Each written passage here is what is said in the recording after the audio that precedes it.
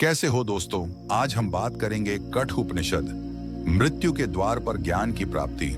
कठ उपनिषद हिंदू धर्म के प्रमुख उपनिषदों में से एक है, जो यजुर्वेद की कठ शाखा से जुड़ा हुआ है। यह एक अद्भुत संवाद है, एक युवा बालक नचिकेता और मृत्यु के देवता यमराज के बीच। यह उपनिषद न केवल आत्मा, मृत्यु और मोक्ष जैसे गूढ़ विषयों पर प्रकाश डालता है, बल्कि आज की भागदौड़ भरी जिंदगी में भी गहराई से प्रासंगिक है। कहानी शुरू होती है आर्षि वाजश्रवस से, जो अपने पुत्र नचिकेता को यज्ञ में दान देने के दौरान उपेक्षित महसूस कराता है। नचिकेता प्रश्न करता है, पिता, मुझे किसे दान करोगे?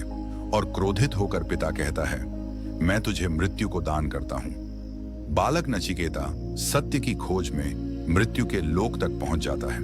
3 दिन तक बिना भोजन पानी यमराज की प्रतीक्षा करता है और अंततः यमराज उसकी तपस्या से प्रसन्न होकर 3 वरदान देने को तैयार होते हैं। पहला वरदान, नचिकेता अपने पिता की प्रसन्नता चाहता है। दूसरा वरदान, स्वर्ग का ज्ञान। तीसरा वरदान, मृत्यु के बाद आत्मा का क्या होता है। यही तीसरा प्रश्न कठ उपनिषद का सार है। आत्मा, पुनर्जन्म, ब्रह्म और मोक्ष की रहस्यमयी यात्रा। यमराज नचिकेता को पहले समझाते हैं कि यह प्रश्न अत्यंत कठिन है।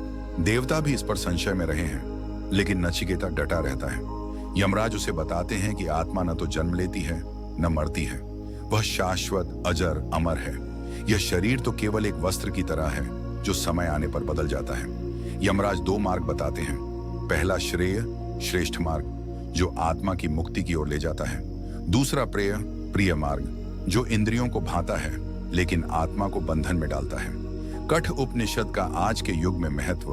आज जब हर कोई भौतिक सुखों की दौड़ में भाग रहा है, कठ उपनिषद हमें रुककर सोचने को कहता है, क्या यही जीवन का उद्देश्य है?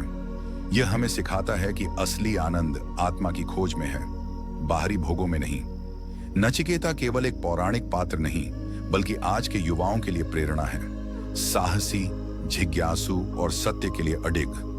वह सिखाता है कि अगर हमारे सवाल सच्चे हैं और नियत पवित्र है, तो ब्रह्म ज्ञान भी प्राप्त हो सकता है। कठ उपनिषद केवल एक ग्रंथ नहीं, बल्कि जीवन जीने की कला है।